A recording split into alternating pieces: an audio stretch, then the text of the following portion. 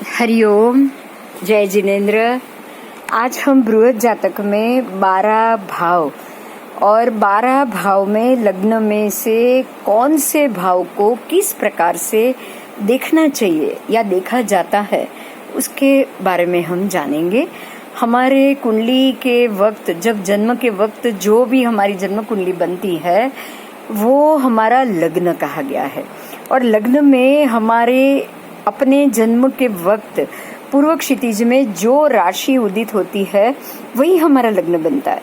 मतलब कि अगर किसी बच्चे का जन्म सुबह 10 बजे हुआ हो तो वो 10 बजे के समय पूर्व दिशा में उस वक्त क्षितिज के ऊपर जो राशि होती है वही राशि और उसी डिग्री का उसका लग्न माना जाएगा। तो वही उसका लग्न बनेगा, वही उसका प्रथम हाउस बनेगा, फर्स्ट हाउस बनेगा और उसके शरीर को रूप, रंग और उसकी अवस्था देने वाला भी लग्न ही होगा। तो हम आज ये जानेंगे कि हम फर्स्ट हाउस से क्या क्या सुख देख सकते हैं। हम अपनी कुंडली से कौन से भाव से क्या चीज देखनी चाहिए या कौन सा भाव क्या फल देता है उसके मामले में आज डिटेल से जानेंगे। प्रथम भाव, उसकी मैं अभी बात करूंगी। देखिए, आपको मैं एक पिक्चर दिखा रही हूँ, उसमें पहले भाव से क्या क्या चीज देखी जाती है, फर्स्ट हाउस से रिलेटेड क्या क्या सुख मिलता है उसका पूरा विवरण उसमें लिखा हुआ है। आप उसको पढ़ भी पाओगे और समझ भी पाओगे। बराबर 12 भाव है और 12 के 12 भाव में हर एक भाव से क्या क्या देखा जाता है उसकी पूरी विगत आपको वो पिक्चर में मिलेगी। चलिए देखते हैं। अभी हम 12 भाव की बात कर रहे थे। 12 भाव में सबसे प्रथम भाव, उसे शरीर स्थान कहा गया है, देह स्थान। शरीर के वर्ण, आकृति, बुद्धि, लक्षण, यश, मान, गुण, विवेक शक्ति, सुख दुख, हमारे ट्रैवलिंग, प्रवास, तेज, जन जीवनीय विवेक, प्रारब्ध योग, जिज्ञासा, मस्तिष्क, स्वभाव, प्रभाव, प्रकृति, प्रतिष्ठा, आयु, हमारे शरीर पर लगे हुए चिन्ह, व्रण आदि। उसके बाद है निंद्रा, दादी, स्त्री का दादा, सूर्य का कारक है, ये भाव का कारक है सूर्य। और ये सारी चीज हमें सूर्य से देखनी पड़ेगी। हमारा शरीर और उसके ऊपर कमांड हमारी आत्मा का होता है। जब तक आत्मा जीवित है, आत्मा ये शरीर के अंदर जीवित, उसको आयुष्य मिलेगी, तब तक वो जीवित रहेगी, तब तक ही हमारा शरीर भी जीवित रहेगा। इसीलिए आत्मा का कारक सूर्य हुआ तो हमारे इस शरीर का कारक भी सूर्य हुआ। तो शरीर अगर सूर्य के हाथ में है तो शरीर का रंग, शरीर की आकृति, शरीर की लक्षण, शरीर में जो भी आपको उसके शरीर के ऊपर पड़े हुए चिन्ह, उसके व्रण आदि, उसमें लगे हुए घाव आदि, ये सारी चीज भी हमें शरीर से ही मिलेगी। और डेफिनेटली अगर ये सारी चीज हमें शरीर से मिल रही है तो फिर शरीर और शरीर के ऊपर जो भी असर होगा उसके ऊपर प्रथम भाव का सबसे ज्यादा असर दिखाई देगा। रही बात आत्मा की, तो आत्मा में गुण है, आत्मा में विवेक शक्ति है, आत्मा में ही नीति और नियम जानने की शक्ति है। अगर हम नीतिवान है तो वो भी हमारी आत्मा की वजह से, अगर हम विवेकी है, गुणवान है तो भी हमारे आत्मा के शुभत्व की वजह से, क्योंकि शरीर का अपना तो कोई महत्व होता ही नहीं। जिस प्रकार से आत्मा बिहेव करेगी उसी प्रकार से शरीर को उसका प्रभाव, स्वभाव और प्रकृति अनुसार फल मिलेगा। तो आज हम ये जानेंगे, फर्स्ट हाउस है, उसका कारक है सूर्य। तो सूर्य से हमारी आत्मा से, हमारे आत्मा के नीति नियम के ऊपर, हमारे जीवनी के ऊपर, हमारी जीवनीय विवेक के ऊपर, जन जीवनीय विवेक के ऊपर, लोगों के साथ हमारा कैसा व्यवहार है, लोगों के साथ हमारा कैसा संबंध है, हम जन जीवन को किस रूप से देखते हैं, हम छोटे से छोटे लोगों को कैसा महत्व देते हैं, ये सारी चीज आपको फर्स्ट हाउस से मिलेगी और खास करके सूर्य से मिलेगी। आत्मा का कारक सूर्य है। ये भाव हमारा इस जन्म का है। इस जन्म में हम क्या कर सकते हैं, कहाँ पर बैठे हैं, हमें हमारे इस जीवन में क्या क्या शारीरिक सुख मिलेगा, हमारी हड्डियां कैसी मजबूत होगी, हमारा शरीर कैसा होगा, हमारा रूप रंग कैसा होगा, हमारा स्वभाव कैसा होगा, हमारे शरीर के ऊपर घाव कितने लगेंगे, हमें निंद्रा कितनी आएगी, क्योंकि निंद्रा भी तो एक प्रकार का अशुभ कर्म है। अगर आत्मा आपके अशुभ कर्म से ज्यादा डटी हुई है तो आपको निंद्रा ज्यादा आएगी, और अगर आपके आत्मा के ऊपर कर्म का आवरण बहुत कम हो चुका है तो आपकी निंद्रा बहुत कम हो जाएगी। इसी प्रकार दादी, स्त्री का दादा, जो भी हमारे फैमिली से रिलेटेड है, क्योंकि ये स्थान ही हमारे इस जन्म का है, और इस जन्म में मिला शरीर हमारे पिता, हमारे दादा, हमारे दादी पूरा वारसागत होता है। उनके ही डीएनए से हमारा शरीर बनता है, उनके ही रिलेटेड शरीर के अवयव, शरीर के डीएनए, शरीर की चर्बी और 7 धातु हमें उनसे, उनके शरीर में जो और जिस मात्रा में होती है वही प्रदान होता है। इसीलिए हमारा शरीर हमारे दादा दादी, हमारे पिता माता से रिलेटेड ज्यादा मिलेगा। इस प्रकार से आपने ये पहला भाव जाना, इसका कारक है सूर्य, ये केंद्र भाव है, ये केंद्र स्थान है, तो ये बहुत बलवान माना गया है। अगर लग्न बलवान है तो ही आपको शारीरिक सुख, फिजिकल आपकी फिटनेस, आपका यश, नाम, कीर्ति, प्रतिष्ठा, मान इत्यादि सभी बहुत अच्छे से मिलेगा। अब हम दूसरे भाव की बात करेंगे। यहाँ का कारक है गुरु, यहाँ से प्राप्ति होगी आपको धन। ये स्थान का नाम ही है संचित धन। आपका अभी तक का इकट्ठा किया हुआ धन किस प्रकार से आपको धन मिलेगा, आपकी फैमिली में फाइनेंशियल कंडीशन क्या होगी, आपको अपनी फैमिली से, अपने माता पिता से कितनी मात्रा में धन वारसा में मिलेगा, ये भी हम यहीं से देखेंगे। हमारा दाहिना नेत्र, दाहिना शरीर, दाहिना मस्तिष्क, दाहिना आपका ब्रेन, वो सब भी आप इस भाव से ही देखोगे। आपका परिवार, आपका कुटुंब का सुख, इसका ये भाव का नाम ही कुटुंब परिवार है।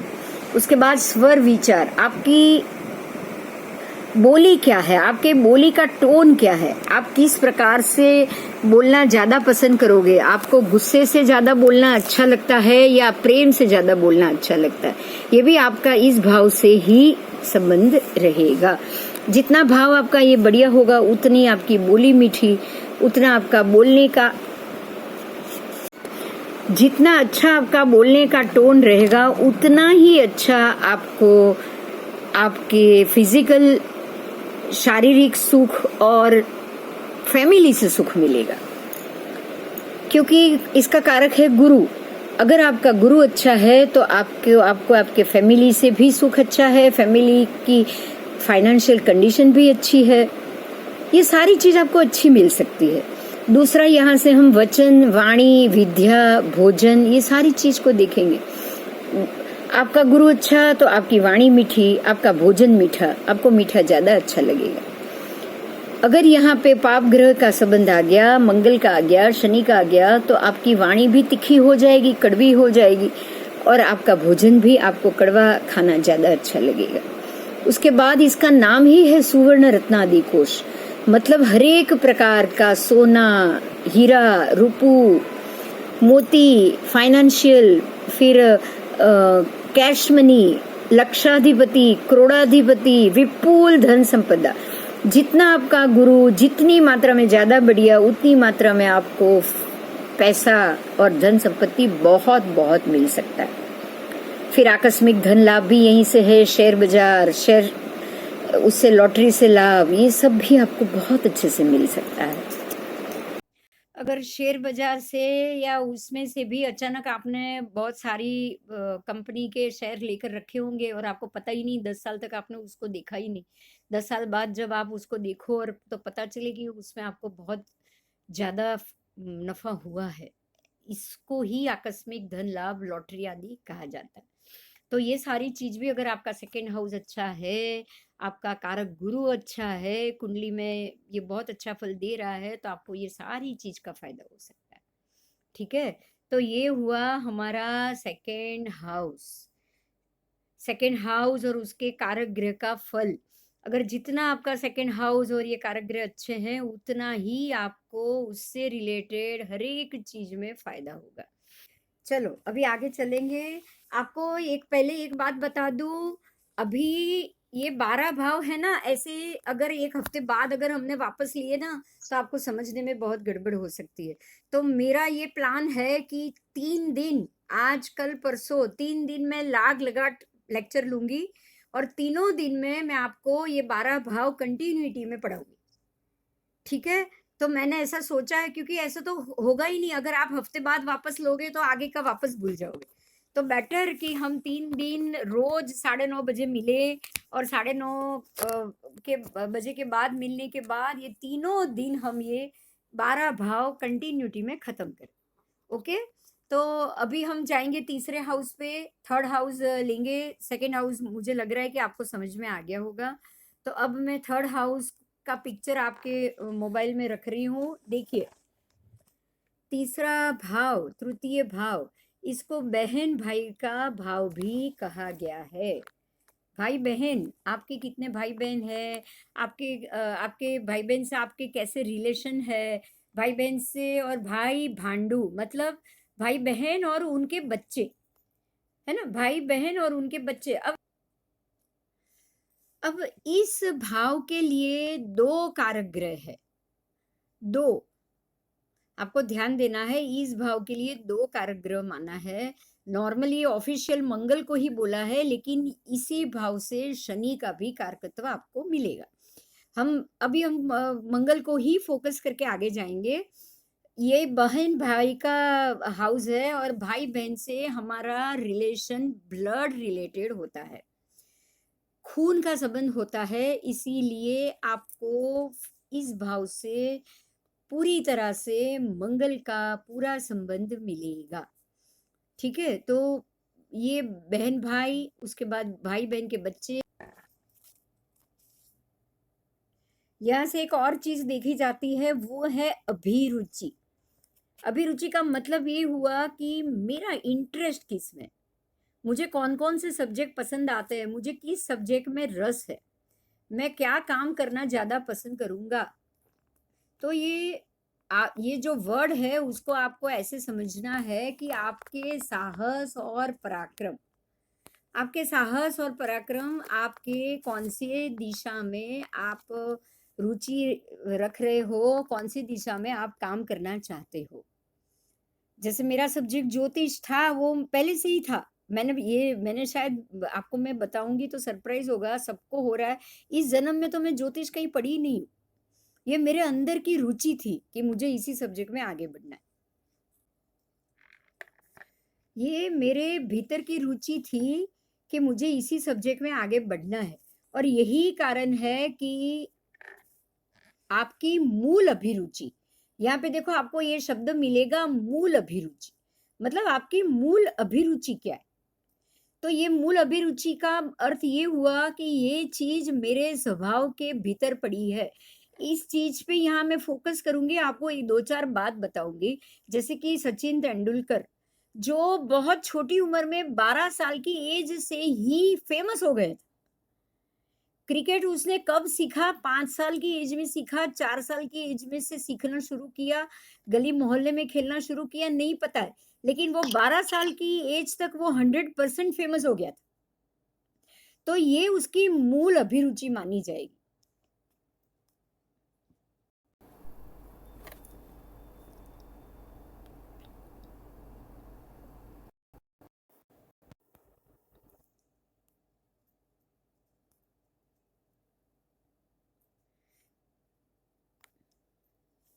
ये मूल अभिरुचि जो कॉन्सेप्ट है ना, उसको हमें समझना है। ये आपके भीतर दबी हुई आपकी स्पेशलिटी है।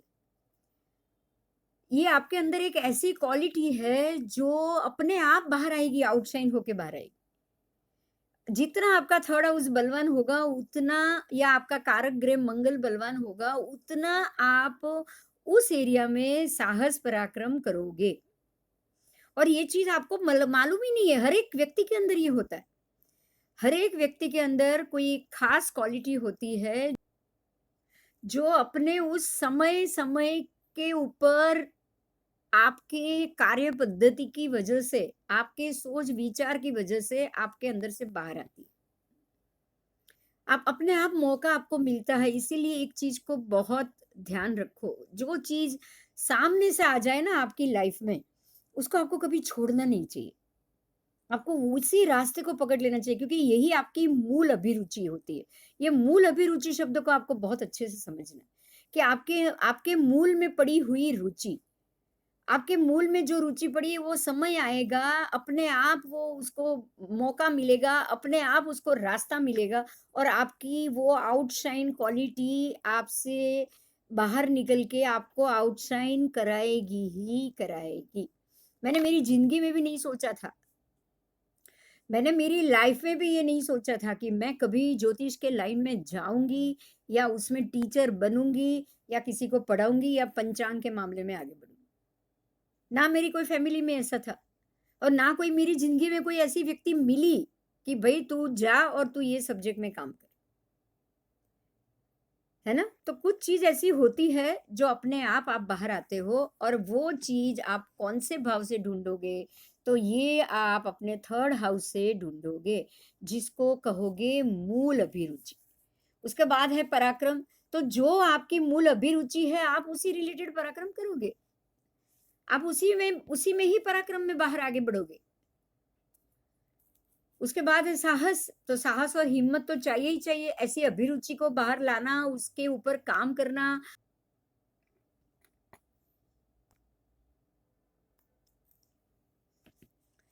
ठीक है, तो आगे बढ़ेंगे हम। ऐसे आपको साहस, पराक्रम, आप जो भी साहस करते हो, जो भी पराक्रम करते हो, ये भी आप थर्ड हाउस से देखोगे। उसके बाद है हाथ और कान।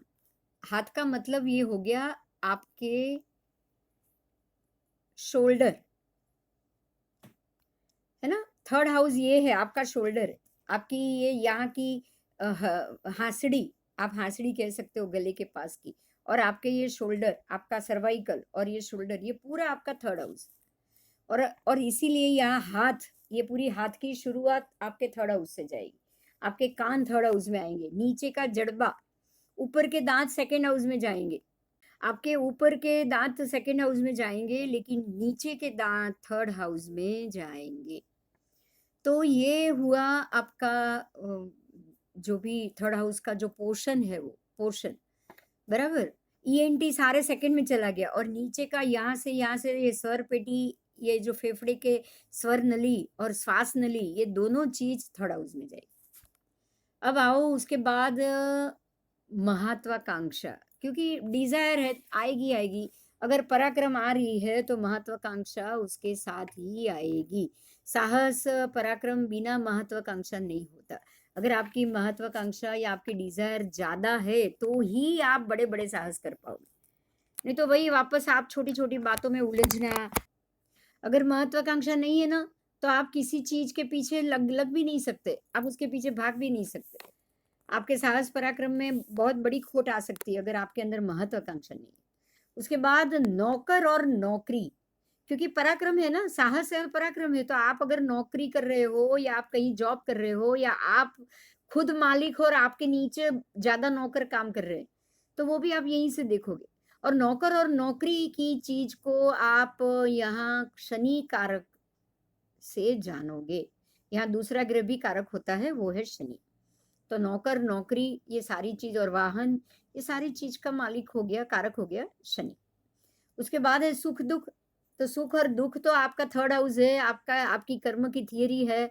जैसे आपके कर्म जैसे हमारे।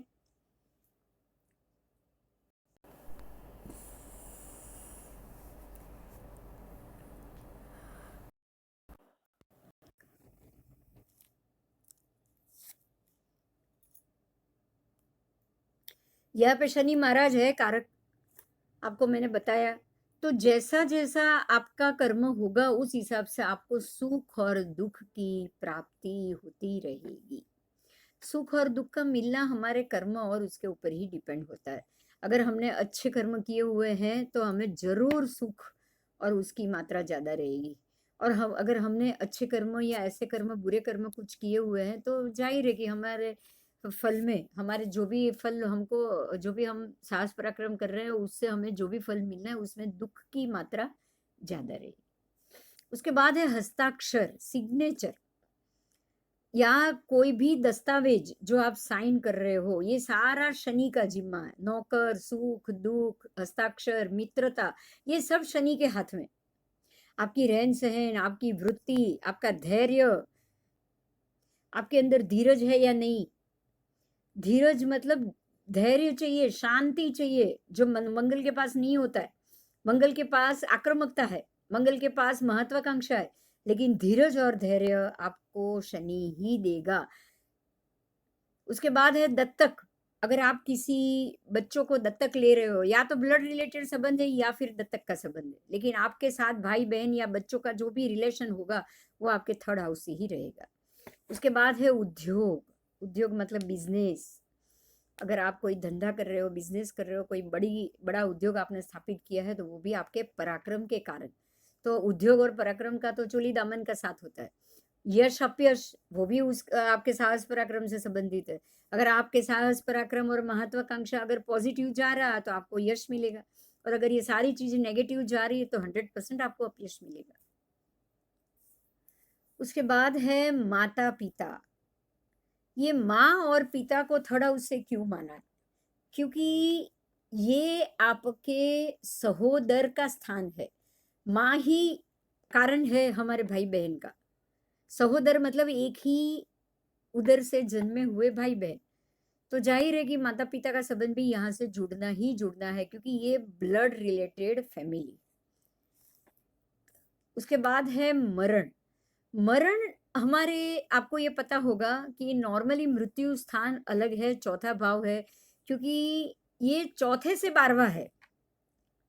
ये चौथे से 12वां है, तो मरण का कारण, मरण की स्थिति, मरण का समय, ये सारी चीज कैसी होगी?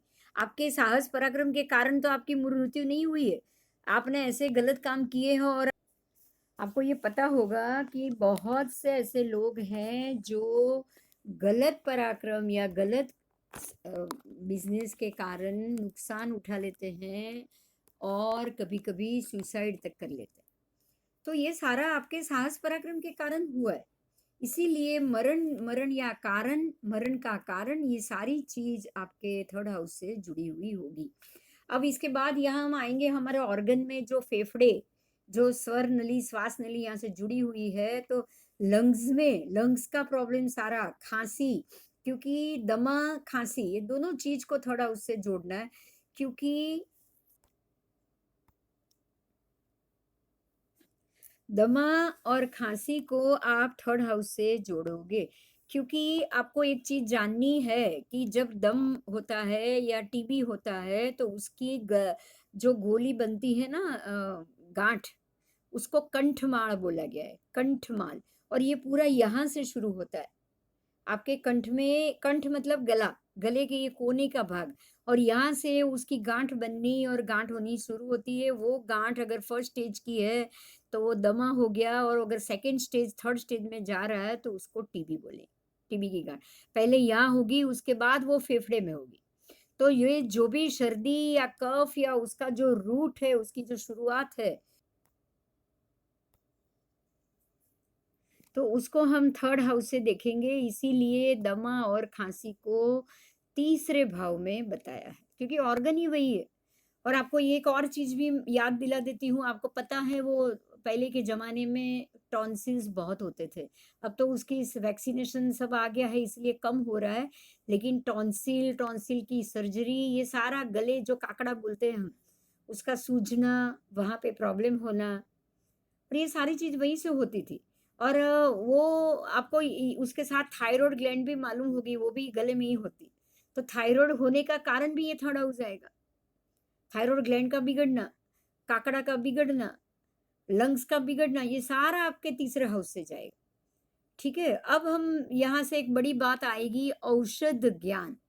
यहाँ औषध ज्ञान को महत्व दिया है। क्यों? इसके लिए मैं आपको एक बात बताना चाहूंगी।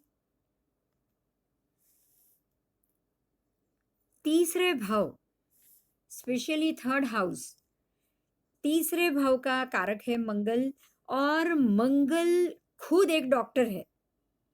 आप इस चीज का ध्यान रखो कि मंगल जिसका जिसका बलवान है वो सबके पास डॉक्टरी विद्या जरूर होगी। सूर्य और मंगल दोनों ग्रह को बहुत बलवान माना है और वैद्यकीय ग्रह माना है। मंगल खुद एक डॉक्टर है, मंगल खुद एक सर्जक है, सर्जन है। उस वो बिल्कुल डरता नहीं है, वो कोई भी हथियार और उसके उपयोग से भी डरता नहीं, वो कोई भी औषधीय गुण, औषधीय क्वालिटी बताने से भी झिझकता नहीं। तो मंगल खुद एक डॉक्टर है, थर्ड हाउस का कारक मंगल है। जिसका भी मंगल बलवान हुआ या थर्ड हाउस से संबंधित हुआ, उस व्यक्ति के अंदर औषधीय ज्ञान इनबॉर्न होता है, इनबॉर्न होता है। वो क्वालिटी होती है उसकी खास, कि भाई कुछ भी हो जाए उसके पास हर एक चीज की औषधि मौजूद होती है। आप अगर आपको लगे ना कि कोई व्यक्ति ऐसी है जो बार बार किसी को कुछ भी हो जाए तो तुरंत वो सलाह देते हैं कि भाई आप ये करो आपका रोग ठीक हो जाएगा, आप ये करो आपका रोग ठीक हो जाएगा, आप समझो कि 100% इसका मंगल बलवान। और इसी कारण से इसको औषधीय शक्ति, औषधीय गुण शक्ति मिली हुई। तो ऐसे ऐसे कभी भी किसी भी अगर कोई आपको कोई सलाह दे दे कि भाई आप ये करो, चाहे वो डॉक्टर नहीं हो, लेकिन आपको समझना है कि ये उसको नेचुरल डॉक्टरेट मिला है। आप वो सच में अमल करोगे तो आपके सभी जो भी रोग या जो भी होगा उसका निदान, इसके कारण आपके रोगों का निदान भी बहुत जल्दी होगा। अब हम अगले आगे चलेंगे। अब ये भाव में कारक ग्रह है मंगल, वो तो मैंने आपको पहले बता दिया है, और दूसरा कारक ग्रह है शनि। दोनों पाप ग्रह माने गए हैं। दोनों पाप का मतलब आपको ज्योतिष में क्रूर लेना है। पाप का मतलब अशुभ नहीं लेना है, एक चीज को ध्यान रखना। ये पाप पाप शब्द आपको बहुत बार आएगा, लेकिन पाप का मतलब है क्रूर ग्रह। तो ये क्रूर ग्रह है, क्रूर होने के कारण बलवान भी है। जो क्रूर होगा वो बलवान होगा तभी वो क्रूर बन पाएगा। और ये भाव का जो संज्ञा है, साइन है, वो है आपो किलम और उपचय, इसके दो है। इस भाव को दो संज्ञा मिली है, एक तो है आपो किलम, दूसरी है उपचय। तो इसको पहले समझ लो। उपचय किसे कहा जाता है? उपचय का मतलब है अपने आप बढ़ना। वो स्थिति ऐसी बना देता है ये भाव से, जो जो कारकत्व है वो सारे अपने आप बढ़ता है और अपने आप घटता भी है। उपचय का मतलब बढ़ना भी और घटना भी। जैसे कि साहस, पराक्रम, हिम्मत कभी बढ़ेगी तो एकदम बढ़ जाएगी, एकदम हिम्मत हो जाएगी आपके अंदर, और अगर कभी घट गई तो बिल्कुल पानी में बैठ जाओगे, कुछ नहीं करना है, रहने दो बस। ऐसे ही मित्रता, अगर किसी से फ्रेंडशिप बढ़ गई तो बहुत बहुत बहुत बढ़ गई, और अगर घट गई तो बिल्कुल घट गई। बिजनेस में भी ऐसा ही होता है। धंधा बढ़ गया बढ़ गया बढ़ गया तो इतना बढ़ गया 10 गुना बढ़ जाता है, और कभी नुकसान आ जाएगा, वही 10 गुना बढ़े हुए धंधे में अचानक 2 साल में कुछ नहीं हुआ और नुकसान हो गया। तो ये सारा चीज अनसर्टन होगा, जो कभी बढ़ेगा भी कभी घटेगा भी। ऐसे अनसर्टन भाव को ही उपचय संज्ञा दी गई है। और ऐसे कुंडली में 4 भाव होते हैं, तीसरा, छठा, 10वां और 11वां। 3, 6, 10, 11 ये 4 को उपचय कहा गया है। और ऊपर से आपो किलम भी, तो 3, 6, 9 और 12, 3, 6, 9, 12, ये 4 भावों को आपो किलम भी कहा गया है। तो आपको तीसरे भाव को और छठे भाव को दोनों को आपो किलम भी मानना है, उपचय भी मानना है। ये आपका थर्ड हाउस हो गया, थर्ड हाउस का कारकत्व हो गया। अब हम फोर्थ हाउस पे शायद नहीं जाएंगे आज, क्योंकि फोर्थ हाउस में 4 कारक है, तो आधा मैं आज कराऊं आधा कल कराऊं तो उसमें मजा नहीं आएगा। अब मैं आपको ये बताती हूँ कि जिनको जिनको कोई प्रश्न है या कुछ भी बात आज के लिए लेक्चर के बाद कोई सवाल हुआ है, वो प्लीज आप चैट बॉक्स में लिखिए। आप चैट बॉक्स में लिख सकते हो अगर कोई प्रश्न है तो। आप हैंड रेज भी करो तो मैं प्रश्न करने के लिए खोलूंगी। मैडम मेरा एक क्वेश्चन है। हाँ बोलो।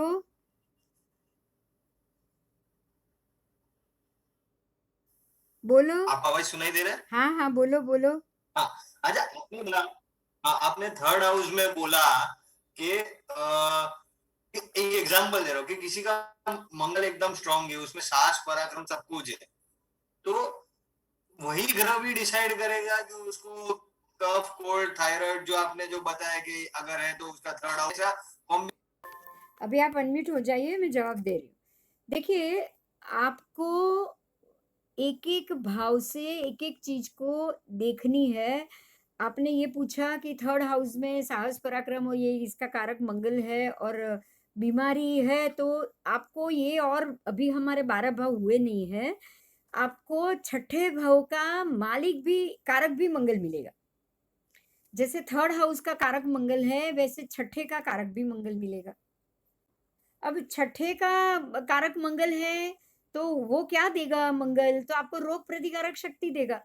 अब अगर आपका छठा भाव आपको प्रॉपर रोग प्रतिकारक शक्ति दे रहा है, मतलब अगर आपका मंगल बलवान है तो आपके पास रोग प्रतिकारक शक्ति भी ज्यादा है। रोग प्रतिकारक शक्ति ज्यादा है तो किसी भी रोग को आप झेल सकते हो। अगर रोग मंगल बलवान है तो रोग होने की संभावना कम हो जाएगी। मंगल बलवान नहीं है तो ही रोग होने की संभावना बढ़ेगी।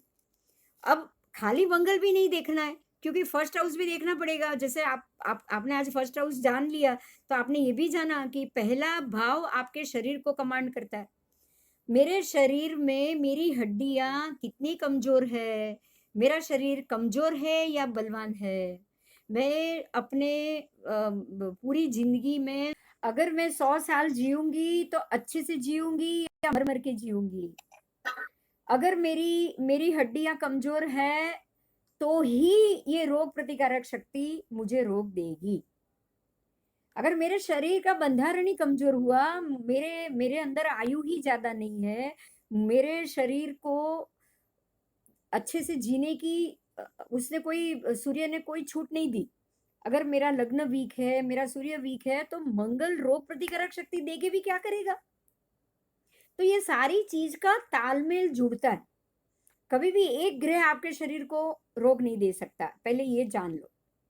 कोई भी एक ग्रह के कारण अगर आपका मंगल वीक है तो रोग प्रतिकारक शक्ति वीक है, तो ही आपका तो ही आपके शरीर में रोग एंटर हो सकता है। और अगर रोग ने एंट्री ली और आपका सूर्य स्ट्रांग है, बलवान है, आपका शरीर बिल्कुल मजबूत है, तो वो क्या करेगा? वो रोग को और उसके जम्स को हटा देगा, आपको तुरंत रिकवरी दे देगा। एक चीज आप ऑब्जर्व करोगे अभी कि 100 लोगों के अंदर आप रोग प्रतिकारक शक्ति अलग अलग पाओगे पाओगे पर ऐसा नहीं पाओगे कि 100 में से किसी 90 लोगों को रोग हुआ ही नहीं। ऐसा पॉसिबल नहीं है। रोग तो होता है, 100 के 100 को होता है। शरीर है तो बीमारी आएगी ही आएगी। खान पान की वजह से बीमारी बॉडी में ज्यादातर होती है, तो खान पान 100 के 100 का अच्छा है वो तो पॉसिबल नहीं। तो आपके शरीर में हर एक का खान पान बेकार हो, 90 लोगों का खान पान बेकार हो, तब भी 90 में से 75 को ही रोग आ सकता है। बाकी के जो 15 है ना, वो आते हुए रोग को उसका शरीर, उसके बाकी के ग्रह मार के भगा देता है। तो आप ये जानोगे कि रोग आने का कारण ग्रह अलग है, आपके शरीर को रोग से बचाने वाला ग्रह अलग। आपके शरीर की हड्डियों की मजबूती, शरीर को मजबूती देने वाला ग्रह अलग है। मतलब सूर्य ने आपकी शरीर को मजबूती दी और मंगल ने आपको रोग प्रतिकारक शक्ति दी। अगर मंगल वीक है तो रोग ज्यादा आएगा, और आएगा, और सूर्य बलवान है तो उसको झेल लेगा, लेकिन रोग तो आएगा। और अगर मंगल भी अच्छा है और सूर्य भी अच्छा है तो बीमारी बहुत कम आएगी। कोई कोई ऐसे होते हैं जो 70-80 साल तक उनके दांत इंटेक होते हैं, उनकी आंखें इंटेक होते हैं, उनको मोतिया भी नहीं हुआ है, और 80 साल की उम्र में भी रोज 5 किलोमीटर चल लेते हैं। आपको ऐसे भी बहुत से व्यक्ति मिलेंगे जो 80 साल की एज तक उनके शरीर पे एक भी सर्जरी या कहीं भी स्टिचेस नहीं हुए हो। मेल में तो पॉसिबल है, फीमेल में शायद नहीं, लेकिन मेल में तो ये पॉसिबल है।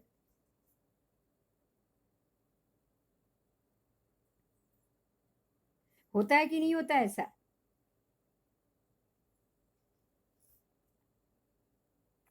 बराबर। तो आप जब 12 हो तब मालूम पड़ेगा कि कौन सा भाव रोग दे रहा है, कौन सा भाव बचा रहा है, कौन सा ग्रह आपको क्या फल दे रहा है। आज ये मालूम पड़ गया कि सूर्य आपके शरीर, आपका शरीर देने वाला सूर्य है। आपके शरीर को स्ट्रांग मजबूती, अगर सूर्य अच्छा है कुंडली में तो स्ट्रांग मजबूत शरीर बनेगा, और अगर सूर्य वीक है तो शरीर में ही मजबूती नहीं। हड्डी कमजोर है, आपका स्पाइनल कॉर्ड कमजोर है, आपका ब्रेन कमजोर है, फिर आपके अच्छे से अच्छे ऑर्गन बॉडी में हो, क्या फायदा। बराबर इसी प्रकार सूर्य अगर बलवान है और मंगल कमजोर है तो रोग ज्यादा आ जाएंगे। बार बार खांसी, बार बार जुकाम, बार बार फर्स्ट स्टेज का, एक बार दो बार कैंसर हो चुका है, आप बहुत लोग ऐसे देखोगे। मतलब लाइफ स्पैन में पहले 30 इयर्स एकदम मंगल स्ट्रॉन्ग है, फिर मंगल वीक हो गया, ऐसा कुछ हो सकता है कि ऐसा कभी हो नहीं ऐसा सकता? ऐसा बहुत कम होता है, क्योंकि ऐसे अगर ग्रह जन्म से मजबूत है ना तो मजबूत ही रहेंगे। लेकिन कभी कभी ऐसा होता है अच्छा। कि कुंडली हर एक की लाइफ में एक बार ट्रांजिट होती है। ट्रांजिट मतलब कि अगर अगर मेरे जो लग्न में मेरा जन्म हुआ है ना, वो लग्न हर एक मेरे पूरे के पूरे 100 साल तक तो वही का वही लग्न नहीं रहता है। क्योंकि जैसे जैसे मेरी लाइफ आगे बढ़ेगी ऐसे ऐसे मेरे स्वभाव में बदलाव आएगा। ये टॉपिक चला है ना, तो मैं आपको इसी टॉपिक रिलेटेड एक और बात समझाना चाहती हूँ। अभी जो आपने प्रश्न किया कि क्या पूरी लाइफ तक ये एक ही ग्रह या उसकी जो असर है वो रहेगी, तो देखो मैं अभी आपको ये पेज दिखा रही हूँ, मैं पढ़ूंगी भी और आप देखोगे भी। देखो, ध्यान दीजिए, ग्रहों का भाग्योदय कालांश। हर एक ग्रह की कुछ आयु होती है, वो आयु में वो ग्रह भाग्योदय होता है। आपको ये समझना है कि जैसे रवि का 22 से 24 वर्ष तक, आपकी 22 साल की उम्र से लेके 24 साल तक, मतलब 22 23 24, ये 3 साल तक सूर्य बहुत बलवान होता है। इसका अर्थ ये हुआ कि ये 3 साल में सूर्य अपना सबसे ज्यादा फल देगा। इसको आप ऐसे जानोगे, आप इसे ऐसे जानोगे कि आपको इस बात के लिए ध्यान लेना पड़ेगा कि जब आप 22 साल की एज में जाओगे, उसके बाद 22 से लेके 24 तक आपका डील डॉल, मतलब आपके शरीर सौष्ठव बहुत मजबूत बनता है। हर एक व्यक्ति अपने आप को ऑब्जर्व करेगा। अगर कोई लड़का भी है ना, तो 22 साल तक उसके अंदर जो डेलिकेसी रहती है ना, वो 22 से 24 में वो बिल्कुल मजबूत बन जाता है। अगर कोई फीमेल लड़की भी होगी ना, तो ये 22 से 24 में उसका शरीर का जो बंधारण है ना, वो कुछ अलग हो जाता है। 21 साल से लेके 24 साल के बीच में आपको फर्क दिखेगा ही दिखेगा, क्योंकि ये उम्र सूर्य की है और सूर्य इस समय में भरपूर फल देता है। बराबर चंद्र पे आओ, 24 से लेके 25, आपकी 24 साल की उम्र और 25, ये 2 ही साल है जब आपकी मैच्योरिटी लेवल मजबूत बन जाती। ये 24 और 25, ये 2 साल में चंद्र भरपूर फल दे देगा। चंद्र का फल बाकी के समय में नहीं आएगा, लेकिन ये 2 साल में वो बहुत मिलेगा। अब मंगल का देखो साल दिया है 28 से लेके 32 तक। 28 साल की उम्र से लेके 32 साल तक मंगल बहुत बलवान होता है। अगर आपका मंगल कमजोर है तो ये 28 से लेके 32 साल में आपको मृत्यु तुल्य कष्ट भी दे देगा, या एक्सीडेंट दे देगा, या घात दे देगा, या कोई बड़ा रोग दे देगा। जिन जिन व्यक्ति का कुंडली में मंगल कमजोर है, उसको ये 28 से लेके 32 साल की एज तक उसे बहुत संभाल के रहना पड़ेगा। क्योंकि अगर मंगल कमजोर है तो वो 28 से लेके 32 साल की उम्र तक आपके शरीर में कहीं ना कहीं सर्जरी ला सकता है, क्योंकि मंगल है, अग्नि तत्व है, और घाव तो देना उसकी आदत है। तो आपको बीमारी जैसी, मृत्यु तुल्य जैसी बीमारी या कष्ट लाके मंगल देगा। तो हर एक मंगल की एज है 28 से 32, तो वो 28 से 32 में ये बड़ा ऐसा कुछ ना कुछ पराक्रम करेगा ही करेगा। उसके बाद बुध है, वो 32 से लेके 36 तक।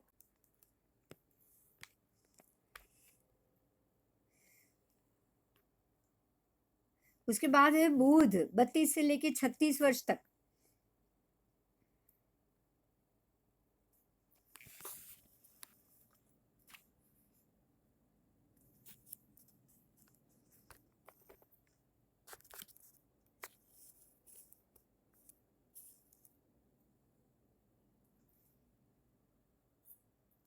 फिर बुध है 32 से लेके 36 तक। तो बुध का काम है बुद्धि देना, मैच्योरिटी देना। तो वो बुध यही उम्र में देगा, 32 से 36 के बीच में ही देगा। उसके बाद गुरु है 16 से 22 तक, तो विनय विवेक, अगर 16वें में सान हम है ना, ये हमारी कहावत है, आपको पता होगा। बच्चों को ये कहा जाता है कि 16वें में सान और 20 को वान। अगर 16वें में सान नहीं आई ना तो जिंदगी में कभी नहीं आती। उसको हम बोलते हैं कि ये इसमें बिल्कुल विवेक नहीं है। वो 16 उम्र में विवेक आ जाता है, 16 से 22 में सारा विवेक आ जाता है। शुक्र है 25 से 28, मतलब मौज शौक, घूमो, एंजॉय करो, ये आपकी लाइफ 25 से 28 तक की रहेगी।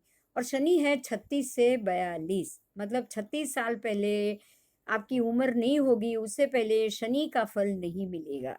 तो शनि मैच्योरिटी देगा, स्टेबिलिटी देगा, स्थिरता देगा, वो सब 36 के बाद देगा, सहन करने की शक्ति देगा। फिर राहु आता है 42 से 48। आपका सारा जो बिगड़ना है या महत्वाकांक्षा बढ़ानी है या गलत डिसीजन काम कराना है, वो 42 के बाद ही बढ़ेगा। फिर केतु का फल है 48 से 54 साल तक। तो ये हुआ आपके ग्रहों के वर्ष। इस प्रकार से हमें फलादेश, बराबर इस प्रकार से हमें फलादेश करना है। तो ये जैसे जैसे आपके ग्रहों के वर्ष हुए, उस हिसाब से ही आपका उस साल में आपको रिजल्ट मिलेगा। समझ में आई मेरी बात? ओके, आप मैडम, मेरा इंटरेस्ट का चीज है, इसके लिए चलो बहुत अच्छा है, आप गिविंग रस टाइम। ले रहे हो और रिकॉर्डिंग है ना, ऐसा नहीं है ईशान। क्या होता है पता है, लोगों को मालूम है ना मैडम रिकॉर्डिंग कर रही है, इसलिए लोग टाइम से आते ही नहीं है, बात ये।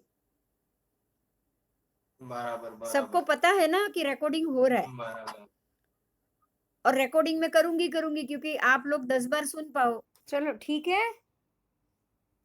ओके मैडम, थैंक हाँ, यू। अभी कल मिलेंगे, मैं वापस कल रखूंगी, क्लास है ऐसा। हाँ हाँ, डेफिनेटली रखो हाँ, मैडम। क्योंकि ये आई ना विल बी 12 भाव एक साथ खत्म हो, बहुत जरूरी।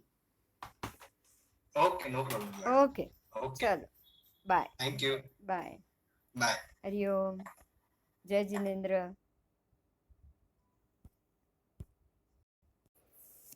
हरिओम। आज बृहद जातक में 4th हाउस के मामले में जानेंगे।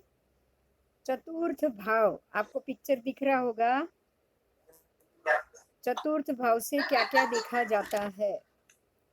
मैं एक बार बोल लेती हूँ। विद्या, ये विद्या स्थान है, विद्या का विचार यहीं से होता है। आनंद खुश होएगी नहीं? हाँ बोलो। खुश होएगी। विद्या विचार, मातृ सुख, मातृ दुख, ये दोनों यहीं से देखेंगे। पशुपालन, कृषि कर्म, जमीन जायदाद, नवनिर्माण, मनोवृत्ति, उसके बाद है मानसिक सुख। मानसिक सुख भी होता है, मानसिक दुख भी मिलेगा, वो भी यहीं से ही मिलेगा। उसके बाद है गृह सुख, उपभोग, रहन सहन, हृदय का साहस, जीवनीय उन्नति, मतलब हर एक जीवों के प्रति आपके मन में उनके उन्नति का भाव आए। कार्य प्रसाधन क्षमता, उसके बाद पूर्व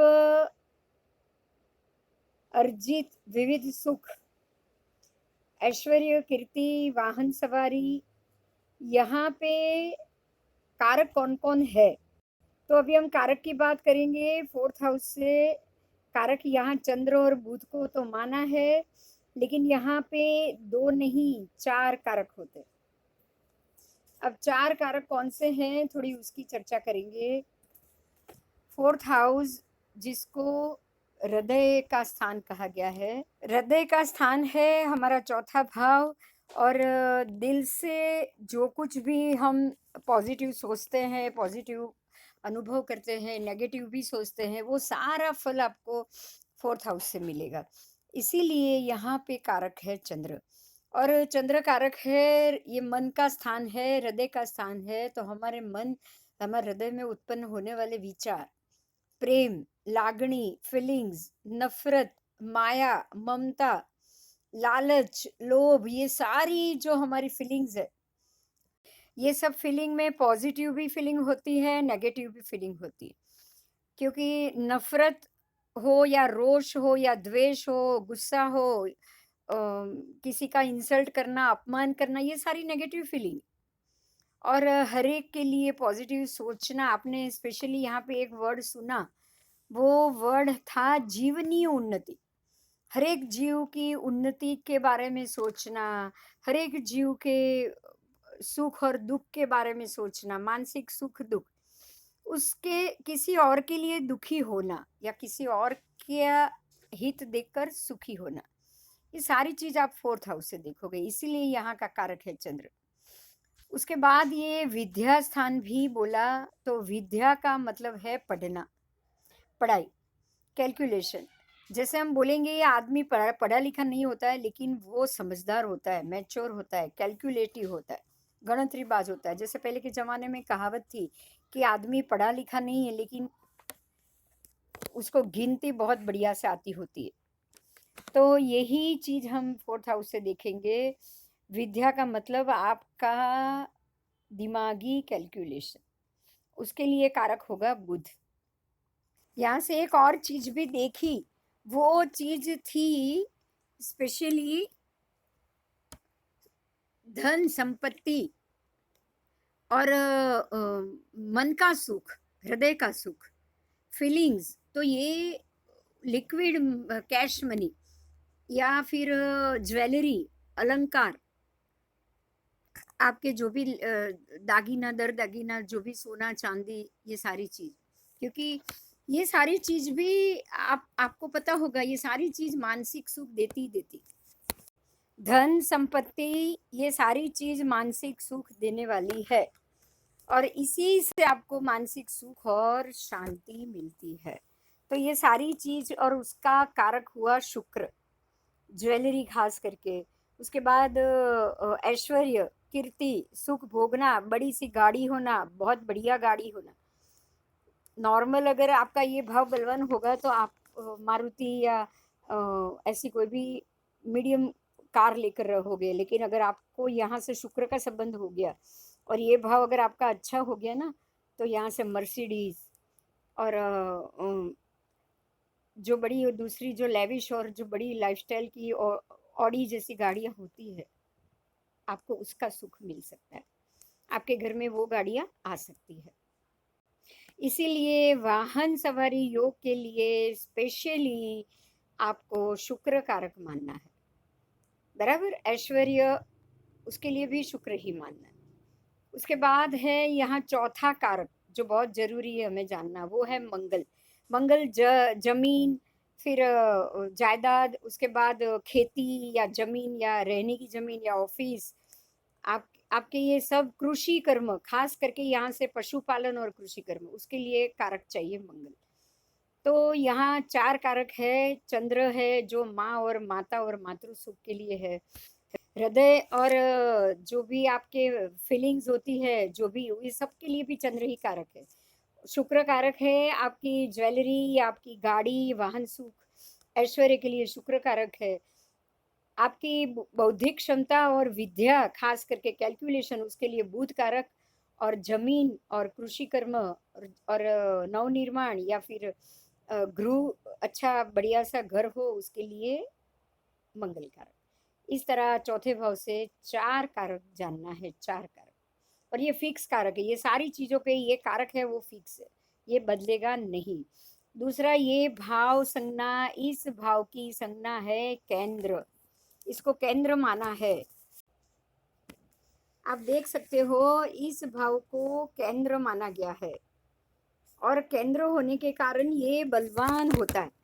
आपको मैंने कल भी बताया था, आज फिर से बताती हूँ कि केंद्र का भाव हमेशा बलवान रहेगा, केंद्र का भाव कभी भी वीक नहीं होता। तो भाव संज्ञा जहाँ जहाँ आपको केंद्र मिलेगी वो सारे बलवान भाव है, और वो भाव का आपकी जिंदगी में सबसे ज्यादा प्रभाव रहता है। ठीक है, तो ये आपका चौथा भाव हुआ। 4 कारक है, चारों कारक की अलग अलग क्षमता है, और ये केंद्र भाव होने से, और ये चारों अगर कारक ग्रह आपकी कुंडली में बलवान निकले, तो आपको फोर्थ हाउस का सबसे ज्यादा सुख मिलेगा। अब हम पंचम भाव की बात करेंगे। पंचम भाव है बुद्धि स्थान, संतान स्थान। यहाँ से आपको बुद्धि, संतान, फिर विवेक, देव भक्ति, विद्या योग, यहाँ से भी विद्या देखनी है। यांत्रिक विद्या मतलब टेक्निकल नॉलेज, शास्त्र निपुणता, सट्टा, लॉटरी, राजनीति, प्रतिभा मतलब आपकी पर्सनालिटी, कला क्षेत्र, वाक पटुता, साहित्य योग को ही कला क्षेत्र माना है, लेखन, कुशलता, मंत्र यंत्र शक्ति, संतान सुख और संतान दुख, गर्भ धारण की शक्ति। ठीक है, तो पंचम भाव से के दो कारक हैं, एक है गुरु, एक है सूर्य। और पंचम भाव से हमें पूर्व जन्म के मामले में जानना है, हमारा पूर्व जन्म कैसा होगा, या पूर्व जन्म में हमें क्या फल मिला है, पूर्व जन्म से रिलेटेड हम इस जन्म में क्या क्या सुख भोगेंगे। ये सारी चीज को जानने के लिए हमें पंचम भाव के अधीन रहना होगा। पंचम भाव की बात करेंगे तो यहाँ से हम क्या क्या देख सकते हैं। उसके लिए बुद्धि स्थान और संतान स्थान, आपको ये स्थान को दो दो बहुत बड़ा नाम दिया है, वो है संतान स्थान।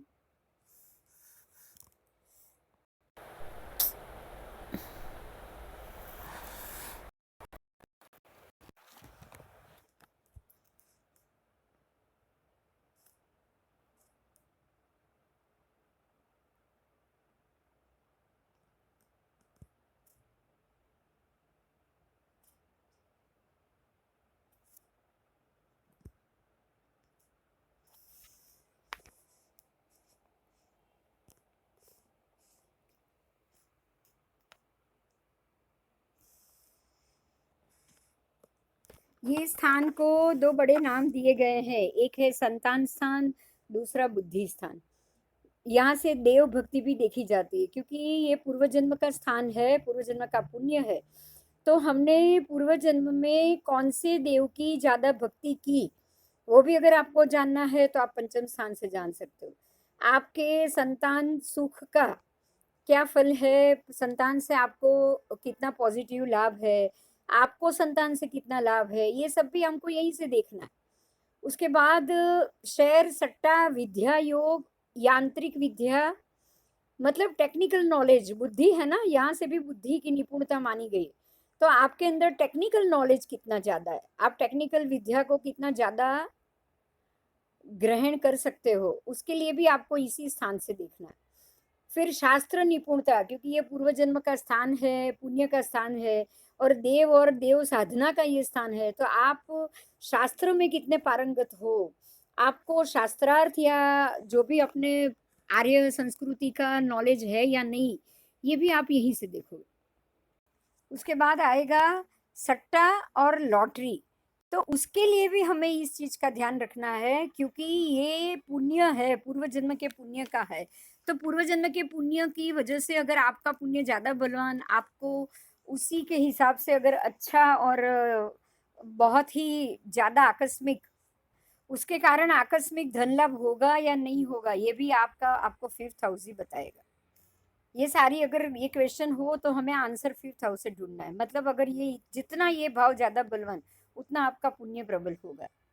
उसके बाद आप आओगे यहाँ से लेखन कुशलता और राजनीति। राजनीति भी यहीं से देखोगे, क्योंकि राजनीति में अगर आपका यश नाम कीर्ति प्रतिष्ठा या आपका पुण्य बलवान नहीं है, तो आप राजनीति में कोई भी मुकाम हासिल नहीं कर सकते।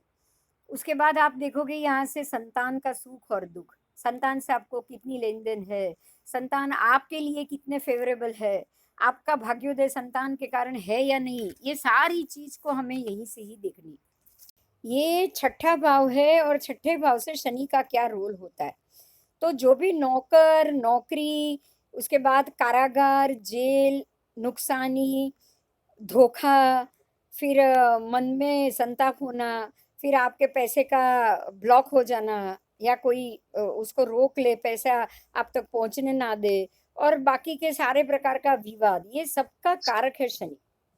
क्योंकि ये शनि का काम है, आपका कर्म कराना ही शनि का काम।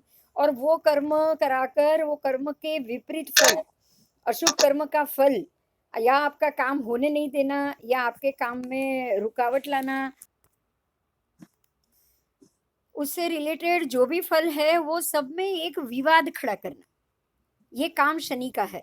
तो ये सारा कारकत्व शनि का आएगा।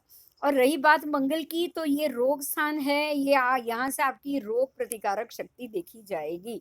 आपके बॉडी में कितनी इम्यूनिटी है, आपकी इम्यूनिटी कितनी स्ट्रांग है, आप किसी भी रोग से कितना समय तक फाइट कर सकते हो, ये सारा भी यहीं से देखा जाएगा। अगर आप उससे फाइट करने के लिए लायक हो या नहीं। देखो, उसके बाद यहाँ से हम ये सबसे ज़्यादा एक बड़ी बात ये है कंपटीशन। किसी भी हरीफ से, आपकी कंपनी हो या आप स्पेशली जॉब कर रहे हो या कुछ ऐसा हो, तो आपके साथ वाले जो भी कॉम्पिटिटर है उनसे आप जीतोगे या नहीं जीतोगे, उनसे आप जीतोगे या नहीं, या फिर कंपटीशन में आपका क्या हाल होगा, आप फर्स्ट आओगे या हरीफ से हार जाओगे, ये सारी चीज आपको ये भाव बताए। तो कोई भी कंपटीशन, कोई भी रोग से लड़ना या कंपटीशन में लड़ना या डेली बेसिस पे हार जीत का फैसला, ये सब यहाँ से कारक मंगल देखेगा। लड़ाई रोग से भी होती है, तब भी हार जीत ही होती है। अगर आप हार गए तो आपके शरीर रोग से ग्रस्त हो जाएगा, और अगर आप जीत रहे हो मतलब आप रोग को भगाने के लिए सक्षम हो। तो ये सारी चीज आप यहीं से देखोगे। इस भाव का नाम है त्रिक भाव, बोला है उसको 3, 6, 10, 11, मैंने आपको पहले भी बोला था। ये उपचय भाव है, मतलब अगर कोई रोग आ रहा है तो वो दिनों दिन ज्यादा बढ़ सकता है। तो रोग ज्यादा बढ़ भी सकता है, ज्यादा घट भी सकता है। बराबर इसी तरह आपके कंपटीशन में आपके दुश्मन बढ़ भी सकते हैं, अनकाउंटेबल, घट भी सकते हैं। नुकसान हो या देवा हो या डेबिट हो तो वो बढ़ भी सकता है, घट भी सकता है। क्योंकि ये अनसर्टन है, इसलिए इसे उपचय भाव कहा गया है। ठीक है। और 3, 6 और 11 जिसको त्रिक भी बोला गया है, तो यहाँ ये भाव को 2, 3 संज्ञा मिली है। एक तो है उपचय संज्ञा, दूसरी है त्रिक भाव, और तीसरा ये है खड्डे का भाव, उसको खड्डा कहा गया है। क्योंकि 6, 8, 12 3 भाव को कुंडली में खड्डा माना है। खड्डा का अर्थ होता है कि यहाँ आप अगर कोई भी ग्रह, अच्छा ग्रह आकर बैठ गया तो वो खड्डे में गिर गया, अब वो उतना अच्छा फल नहीं दे पाएगा। अब हम यहाँ से ऑर्गन की बात करेंगे, तो यहाँ आपके शरीर के ऑर्गन में ये कमर के नीचे का भाग है, पेड़ू का भाग है, पेड़ू। तो लेडीज में स्पेशली यूट्रस, बच्चेदानी, गर्भाशय या फिर ओवरीज, ये सारी चीज यहीं पे होती, इसी स्थान में होती। तो उसको अगर कोई कैंसर या यूट्रस का कैंसर या बच्चेदानी का कैंसर या जो अगर कोई ऐसे बड़ा रोग हो रहा है, तो आपको उसकी कुंडली में छठे भाव को चेक करना पड़ेगा। मेल में भी जो प्रोस्टेट ग्लैंड है उसका डेवलपमेंट यहीं से होता है। ग्लैंड आ जाएगी उनकी 7th हाउस में, लेकिन उसके रिलेटेड कोई रोग हो या कुछ भी होने वाला हो तो वो आपको 6th हाउस ही बताएगा। तो ये आपका 6th हाउस कंप्लीट हुआ। अब हम 7th हाउस की बात करेंगे। 7th हाउस कुंडली में बहुत इम्पोर्टेंट होता है, इसीलिए कि ये आपकी जिंदगी का आईना है। ये भाव एक आईना है जो आपको आपकी लाइफ की इमेज बताता है। इमेज, मेरे साथ मेरे परिवार के कौन कौन व्यक्ति जुड़े हुए हैं, बाहर के कौन कौन व्यक्ति जुड़े हुए हैं, ये सारी चीज आपको 7th हाउस बताएगा। 7th हाउस का मतलब ही हुआ कि आपके साथ जुड़ी हुई लोगों के सामने, जाहिर में मतलब लोगों के सामने जुड़ी हुई व्यक्तियां, वही आपको 7th हाउस बताएगा। तो 7th हाउस अगर आपका बलवान है तो आपका यश, नाम, कीर्ति, प्रतिष्ठा, लोगों के सामने आपका इंप्रेशन, ये सारी चीज अच्छी होगी। देखो, अब आप ठीक से पढ़ सकते हो, पढ़ लो। मैं बोल रही हूँ 7th भाव, पत्नी का रूप, रंग, गुण, स्वभाव। ऐसे ही स्त्री सुख, उसका लाभ और हानि, मतलब अगर आप पुरुष हो तो पत्नी का रूप रंग गुण स्वभाव, और अगर आप स्त्री हो तो पति का रूप रंग गुण और स्वभाव, मतलब आपका लाइफ पार्टनर कैसा होगा वो आपका 7th हाउस बताएगा। उसके बाद स्त्री सुख या पुरुष सुख, फिर लाभ हानि, व्यापार व्यवसाय, बिजनेस आपका, और पार्टनर बिजनेस पार्टनर भी यहीं से देखना है। उसके बाद है सूरत, सूरत मतलब चेहरा, आपके जो पार्टनर है उसका चेहरा कैसा होगा।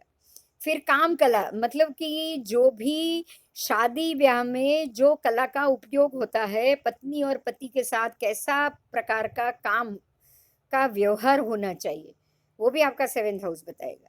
उसके बाद है व्यभिचार, अगर आपके लग्न बाहर के संबंध है, बाहर के संबंध है, पति पत्नी से आपकी अनबन है और आप किसी दूसरी तीसरी व्यक्ति के साथ संबंध रख रहे हो, तो ये भी आपका 7th हाउस से मालूम पड़ जाएगा। उसके बाद है विवाह, मतलब आपकी मैरिड लाइफ, न्यायालय, कोर्ट, विवेक, आपके अंदर क्या सानभान है, लोगों के सामने आपका विवेक ही छलकता है, आप विवेक से ही लोगों के सामने अपनी अच्छी इंप्रेशन जमा सकते हो। फिर है व्यापार, क्रिया, क्रिया मतलब आपकी जो भी एक्टिविटी है वो। गुप्त रोग और विकार, गुप्त रोग इसीलिए क्योंकि ये 7th हाउस है, ये आपके प्रजनन अवयव को बताता है, दर्शाता है। तो प्रजनन अवयव का कैसा उपयोग हुआ है, आप उसका विकार में उपयोग कर रहे हो या फिर अच्छे से उसका उपयोग कर रहे हो, ये सारी चीज आपका 7th हाउस बताएगा। उसके बाद है मूत्राशय का स्थान, यूरिनल, यूरिनल एरिया भी यहीं पे। फिर है अंडकोश, अंडकोश फीमेल के लिए बच्चेदानी या बच्चा ग्रास्पिंग, और या फिर पुरुषों के लिए भी उनके स्पर्म, और उसमें अगर कोई डिफेक्ट हो या कोई प्रॉब्लम हो तो भी आपको यहीं से मालूम पड़ेगा।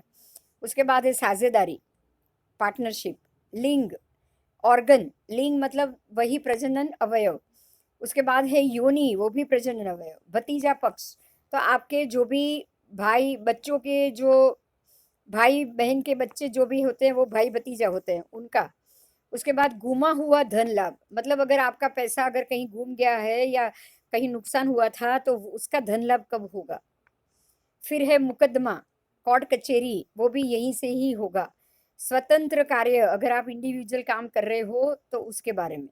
उसके बाद है अर्श रोग, अर्श रोग एक जननेंद्रिय के रिलेटेड रोग होता है, जिसको आपको ये पता होगा, अर्श का मतलब है घाव होना, शरीर के घाव या फिर इन्फेक्शन वाला रोग। तो जो भी हमारे ये प्रजनन अवयव से होता है वो कैंसर ही पहुंचता है, उसमें अल्टीमेट एक ही नाम आता है, वो है कैंसर। उसके बाद है यहाँ पे कारक कौन, यहाँ पर शुक्र कारक है, शुक्र को कारक माना गया है। तो शुक्र का कारक है, आपकी फैमिली लाइफ है, आपकी मैरिड लाइफ है, आपके प्रजनन अवयव है, इसीलिए कोई भी हो, मेल हो या फीमेल हो, शुक्र को तो कारक यहाँ पे आपको मानना ही पड़ेगा, क्योंकि शुक्र ही है जो आपको प्रजनन अवयव में मदद रूप होता है। हाँ, लेकिन फीमेल के रूप में आपको लाइफ पार्टनर, अगर कोई आप मेल हो तो मेल के लिए 2 पार्टनर आ जाएंगे, एक तो बिजनेस पार्टनर भी अलग आ जाएगा और लाइफ पार्टनर भी अलग आ जाएगा। तो जो 7th हाउस की बात चल रही थी उसमें शुक्र कारक माना है वो प्रजनन अवयव और जनेंद्रिय के उपयोग के लिए, लेकिन जो आपके बिजनेस पार्टनर है उसमें ये ग्रह कारक के रूप में काम नहीं करेगा, या आपकी लोगों के सामने इमेज, क्योंकि हर एक इमेज में कोई फिजिकल कंडीशन नहीं आती, तो उसके लिए कारक के रूप में हमें गुरु को मानना पड़ेगा, क्योंकि बिजनेस पार्टनर है या फिर लोगों के सामने आपकी इम्प्रेशन है, तो उसके लिए कारक होगा गुरु। तो यहाँ पे 2 कारक होंगे, एक शुक्र है जो फैमिली लाइफ और हस्बैंड वाइफ और शुक्र से रिलेटेड आपके ऑर्गन प्रजनन अवयव के रिलेटेड का कारक माना जाएगा, और दूसरा गुरु जो आपकी लोगों के सामने इमेज क्या है, आपकी क्या इम्प्रेशन है, आप किस प्रकार से लोगों से बिहेव करते हो, उसके लिए गुरु को कारक माना जाएगा। अब हम उसके बाद में जाएंगे अष्टम स्थान, 8वां भाव है। 7म भाव को खास करके संज्ञा केंद्र की दी गई है, 7म भाव केंद्र स्थान है और आपको पहले भी बताया है मैंने कि केंद्र स्थान का मतलब बलवान होता है। ये बहुत बलवान स्थान है। केंद्र हमेशा सभी चारों केंद्र, पहला, चौथा, सातवां और 10वां, ये चारों केंद्र बहुत बलवान होते हैं। ठीक है, अभी हम अष्टम भाव की बात करेंगे। अभी हम 8वें भाव पे जाते हैं। अष्टम स्थान, उसका नाम है रीष्ट स्थान, उसको रीष्ट बोला गया है।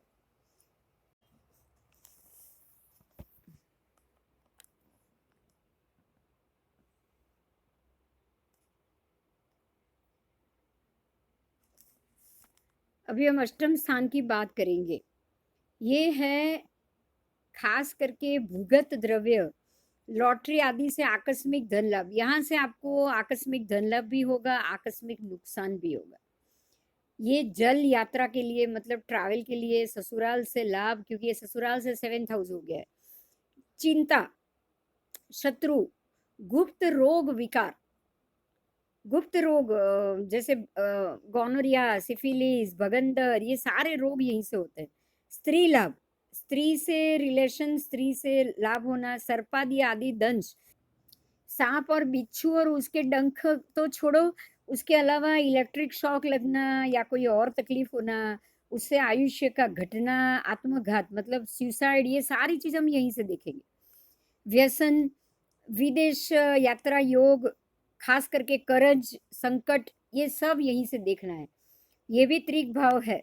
त्रिक भाव है तो आपको ये समझना है कि एक तो ये खड्डे का दाम भाव है, खड्डा है ये अच्छा नहीं माना गया है इसको, क्योंकि ये आपका आयुष्य का अंतिम पड़ाव है।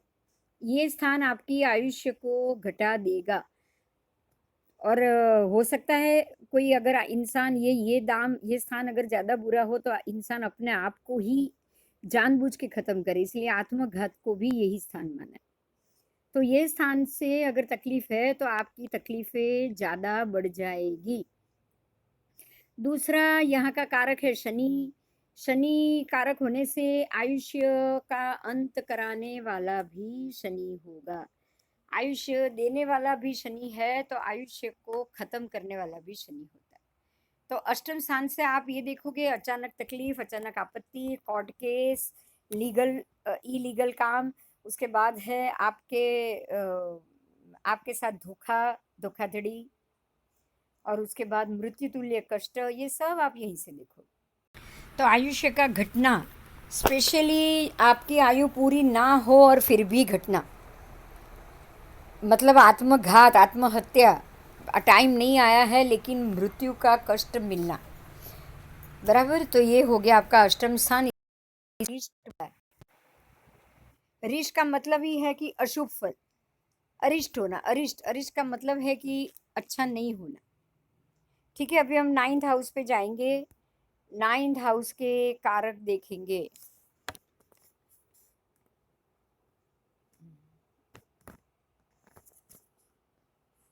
9th हाउस का नाम है भाग्य स्थान, इसको आप भाग्य भी कह सकते हो। भाग्य और पराक्रम, नवम स्थान। नवम स्थान का कारक है, उसके भी दो कारक है। एक तो कारक है गुरु, दूसरा कारक है सूर्य। तो गुरु और सूर्य यहाँ पर क्या फल कारकत्व के रूप में हमें देने वाले हैं। जिस तरह से हमने 5th हाउस में दो कारक देखे, सूर्य और गुरु, बराबर इसमें भी आपको दो कारक ही मिलेंगे, वो भी है सूर्य और गुरु। क्योंकि 5th हाउस हमारा होता है पूर्व जन्म का, तो ये 9th हाउस होता है हमारा आने वाला जन्म, अगला जन्म जो आने वाला है। मतलब इस जन्म में हमने क्या क्या पुण्य कर्म बांधा और उस हिसाब से हमें अपने अगले भव में कैसा फल मिलेगा। देखिए अभी आपको बहुत क्लियर पढ़ाई दे रहा है, आप एक बार इसको पढ़ लीजिए। नवम भाव है, जल यात्रा है, यहाँ से भी जल यात्रा देखी जाएगी।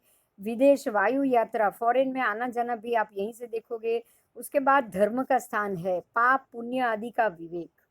धर्म का एक बहुत अच्छा सा उसको संस्कृत में समझाया है कि धारयते इति धर्म, उसके लिए मैं आपको बाद में डिटेल से समझाती हूँ। उसके बाद है उदारता, दान, क्योंकि ये आने वाले जन्म का पुण्य है। अगर आप उदार नहीं हो, अगर आप दानी नहीं हो, तो आप नया पुण्य इकट्ठा नहीं कर पाओगे। उसके बाद ये है दैविक शक्ति, मतलब कौन सी ऐसी दैविक शक्ति है जो आपको आपके भाग्योदय को प्रबल करने में मदद करेगी। यंत्र मंत्र साधना, जैसे 5th हाउस से यंत्र मंत्र पूरा ने अपने पूर्व जन्म की थी, बराबर इसी तरह हम आने वाले जन्म में कौन से देव की साधना के कारण हम आने वाले जन्म में पुण्य बांधेंगे। उसके बाद है पर्यटन, घूमना, लंबी यात्राएं। फिर है पौत्र सुख, मतलब बच्चों के बच्चों की सुख। फिर है शील, शील का अर्थ है इंसान अपनी मर्यादा में रहे और मर्यादा पुरुषोत्तम बने। संतोष, मर्यादा पुरुषोत्तम शब्द आ गया, उसमें शील पालन भी आ गया और संतोष भी आ गया। अपनी ही पत्नी से या पति के साथ संतोषपूर्ण व्यवहार में रहना। उसके बाद है संपन्नता योग, पूरी तरह से संपन्न आपको बनाता है ये भाव। फिर भाग्य का विकास, पुरुषार्थ और भाग्य। अधिकार, मान, आपको कौन सी चीज का अधिकार चाहिए, आपको मान दिलाने के लिए ये भाव बहुत महत्व का है। उच्च शिक्षा, शिक्षा में भी उच्च स्तर की शिक्षा। कारक है सूर्य और गुरु कारक है, त्रिकोण का ये भाव है और सर्व क्षेत्र का ये विचार करता है। अब इस चीज को हम बहुत ध्यान से समझेंगे। आने वाले जन्म में आप कैसा जन्म लेकर आओगे, उसके लिए इस जन्म के कर्म बहुत, आपके इस जन्म के कर्म इतने जिम्मेदार होते हैं कि वही आपको अपने आने वाले भव में पुण्य और पुण्य प्रकृति का बंद करा के अच्छी तरह से आप जीवन जियो, इस प्रकार का भाग्योदय आपको देगा। तो हमें अगर अगले जन्म में भी अच्छा भाग्य लेकर चलना हो, तो हमें इस जन्म में बहुत अच्छी तरह से, बहुत पॉजिटिव होके अच्छे दान, शील, तप और भाव उसके ही कर्म करने चाहिए। दानी भी बनना है, शील पालन भी करना है, आपने इस भाव से देख लिया। शील पालन, उसके बाद उदारता, दान, ये सारी चीज, पुण्य, ये सब बढ़ाना है, विवेक बढ़ाना है। इस जन्म में अगर ये सारा कार्य होगा ना, तो आने वाला जन्म डेफिनेटली बहुत अच्छे से, आप बहुत अच्छे से दान, पुण्य और सुख भोगते हुए बिता पाओगे। तो ये भाव है आपका प्रबल पुरुषार्थ का। आने वाले भव का भी यही कारण है, इसीलिए उसमें आत्मा का कारक सूर्य रखा है, ताकि आप हर एक भव में, इस भव का भी कारक सूर्य, पूर्व भव का भी भाव का कारक सूर्य और आने वाले भव के भी भाव का कारक है सूर्य। तीनों में सूर्य सूर्य सूर्य आता है, तभी आप ये जन्म, पिछला जन्म और आने वाला जन्म, तीनों जन्म को अगर सूर्य बलवान होगा तो आप डेफिनेटली बढ़िया से बढ़िया सुधार कर जाओगे, अगर आपका सूर्य अच्छा है तो, क्योंकि कारक ही सूर्य है। अगर सूर्य बलवान है, सूर्य अच्छा है, तो वो डेफिनेटली आपको ये भव में, आने वाले भव में बहुत अच्छा फल दे देगा।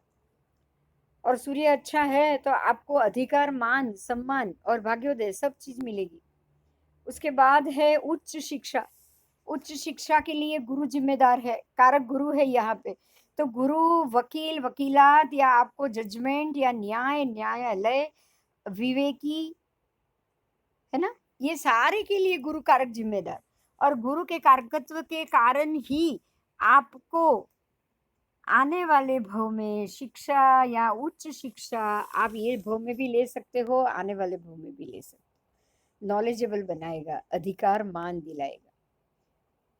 तो इसका सीधा हिसाब है कि अगर आपका सूर्य गुरु अच्छा है तो आप 9th हाउस का फल बहुत अच्छी तरह से भोग पाओगे।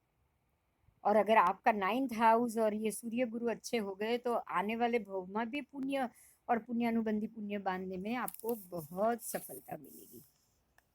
ठीक है, तो इस प्रकार से नवम भाव का फल आपको बहुत सही और अच्छे तरह से मिल पाएगा। अब हम जाएंगे 10वें भाव के ऊपर। 10वां भाव, नवम भाव को त्रिक स्थान कहा है, त्रिकोण का स्थान माना है। त्रिकोण का स्थान शुभ होता है, लेकिन उसमें बल नहीं होता है। ये भाव बलवान नहीं होता, ये शुभ जरूर होता है, लेकिन ये भाव आपको बल प्रदान नहीं कर सकता। अब हम 10वें भाव की बात करेंगे। 10वें भाव को देख सकते हो आप, पढ़ सकते हो, पढ़ पा रहे हो, देखो। 10वां भाव है, ये सत्ता नाम है उसका, सत्ता स्थान। पिता का रंग, रूप, वृत्ति, पात्रता, पिता की पूरी प्रतिकृति यहीं से देखोगे। उनके गुण, उनका स्वभाव, उनकी आयु, उनका उत्कर्ष, उनका मान सम्मान, उच्च पद, ये भी आपको यहीं से मिलेगी। फिर है राजयोग, सत्ता। आप सत्ता भोग पाओगे या नहीं, आपके कुंडली में राजयोग है या नहीं, सत्ता से आपको कितना फायदा होगा, अधिकार से कितना फायदा, नौकरी कैसी, स्वतंत्र व्यापार मतलब बिजनेस, इसको व्यवसाय स्थान भी माना गया है। धंधा कैसा चलेगा, पिता का सुख कैसा रहेगा। फिर है कर्म सिद्धि, कर्म स्थान भी है इसका, और एक नाम कर्म स्थान है। ये आपको सत्ता स्थान, कर्म स्थान, भाग्य स्थान, सब नाम से ये जाना जाता है, व्यवसाय सब। उसके बाद है यहाँ से मान हानि, क्योंकि सत्ता है, मान सम्मान है, तो मान हानि भी यहीं से होगी। उसके बाद आप यहाँ से देखोगे जन जीवनीय स्तर, मतलब आपकी जो जीवनीय लाइन है वो लाइन कैसी है, आप कौन से लेवल पे हो। अनुशासन, आप खुद किसी के ऊपर कितना प्रभाव डाल सकते हो। पद लाभ, आपको गवर्नमेंट में या कहीं भी उच्च सम्मान पद मिलेगा या नहीं। राजमान्यता, वो तो जो भी प्राइम मिनिस्टर मिनिस्टर बनते हैं उनका तो दसम भाव डेफिनेटली बलवान होना ही चाहिए, अगर नहीं है तो वो नहीं बन पाएंगे। परीक्षा उत्तीर्ण, अगर परीक्षा कितनी भी, आपको ये पता होगा जो भी बड़े बड़े होते हैं ना, जो आईपीएस आईएएस, आईपीएस आईएएस सब बनने वाले बड़ी राज्य के लेवल के कक्षा की परीक्षाएं देते हैं, और उनमें वो जैसे जैसे पढ़ के आगे बढ़ते जाते हैं ना, उनको मान सम्मान, राजयोग, सत्ता, अधिकार, सब चीज बढ़िया मिलती। तो उनका उनका दसम स्थान तो डेफिनेटली बलवान होगा ही होगा। उसके बाद है वैभव, उपजीविका, ऊपर की कमाई। उसके बाद यहाँ पे मंगल बहुत बलवान माना है। देखो कारक है, यहाँ अलग कारक है, 4 कारक ग्रह मिलेंगे, वो मैं आपको सब बताऊंगी डिटेल से, लेकिन मंगल को यहाँ बहुत बलवान माना है। तो आपको मंगल को इस स्थान से जरूर जोड़ना है, क्योंकि ये सत्ता स्थान है। तो सत्ता में सेनापति,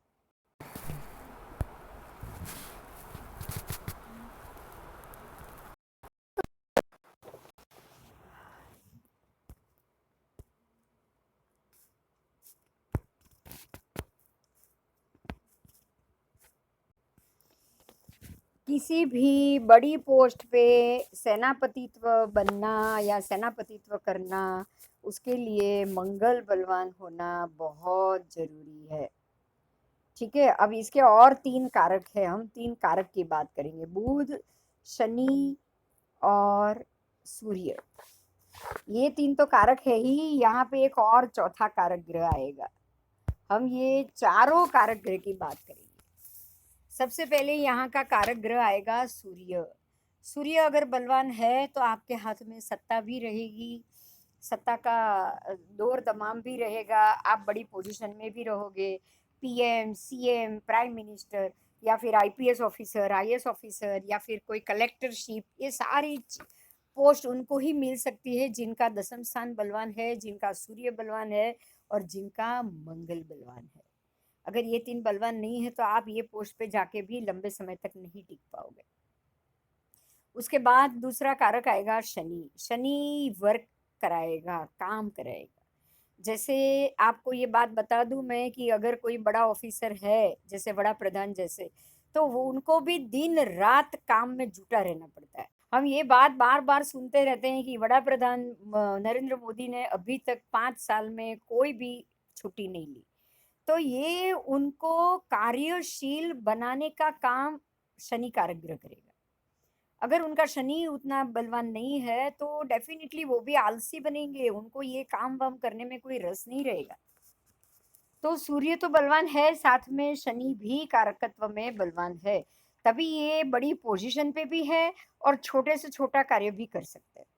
उसके बाद यहाँ पे कारक ग्रह आएगा, वो आएगा बुध।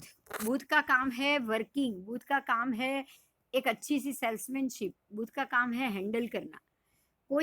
कोई भी अच्छी पोजीशन हो या पद हो, उसमें हैंडलिंग आपका बहुत अच्छे से होना जरूरी है। अगर आपको हैंडलिंग करना नहीं आता है और खाली कुर्सी पे बैठना ही आता है तो समझ लो कि लोगों को आपको वहां से हटाने में 2 मिनट नहीं लगेगी। तो आपके अंदर ये एबिलिटी होनी चाहिए कि आप किस व्यक्ति से किस प्रकार का काम निकलवा पाओ। तो मैन हैंडलिंग पावर डेफिनेटली अच्छा होता है अगर कोई अच्छी पोजीशन पर लंबे समय तक टिकता है तो उसके लिए बुध का बलवान होना बहुत जरूरी। उसके बाद तीसरा ग्रह आएगा गुरु। अगर आप कोई फाइनेंशियल कंपनी या पोजीशन संभाल रहे हो, उसके मैनेजिंग डायरेक्टर हो, तो आपकी कंपनी की फाइनेंशियल कंडीशन, आपके डिसीजन, आपके जो भी शेयर होल्डर हैं उन लोगों को आप किस प्रकार से हैंडल कर सकते हो, उनको कैसे मुनाफा ज़्यादा दिला सकते हो, क्योंकि गुरु ही है जो इकोनॉमी मानी जाती है। गुरु का नाम ही है आपका बजट। आपकी कंपनी का बजट अच्छा होगा, आप कंपनी के म्यूचुअल फंड को बहुत अच्छे से